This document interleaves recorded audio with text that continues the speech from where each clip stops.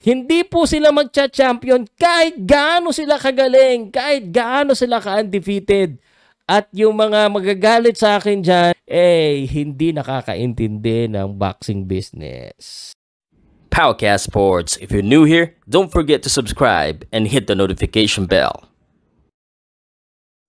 This content is presented by Arena Plus, Astig sa Sports. Huwag na kayo umasa na mag-world champion si Casimero this year. Walang pag-asa sa tingin ko lang. Hindi lang naman si Casimero. I think pati po yung mga super bantamweight rated boxer natin, gaya po ni Carl James Martin at ni Marlon Tapales, ay medyo malabo po. At simple lang ang sagot dyan.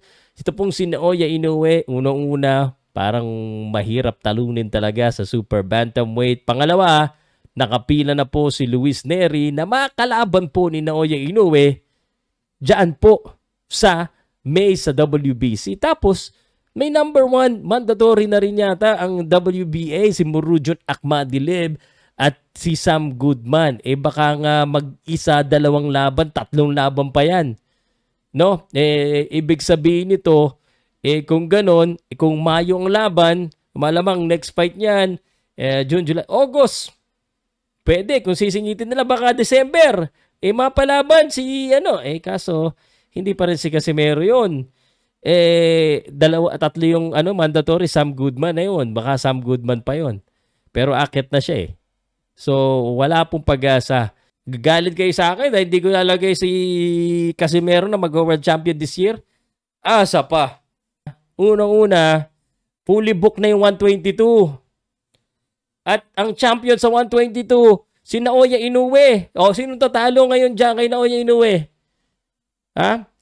Naoya Inoue is scheduled to fight in May.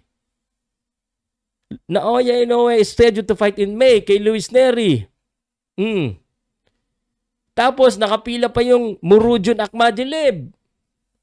Kung ako kay Casimero, he has two decisions to make. Mamili siya.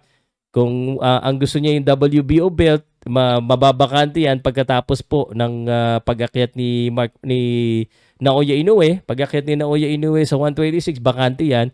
Baka siya na mapalaban, maging world champion siya next year. 2024. Next year.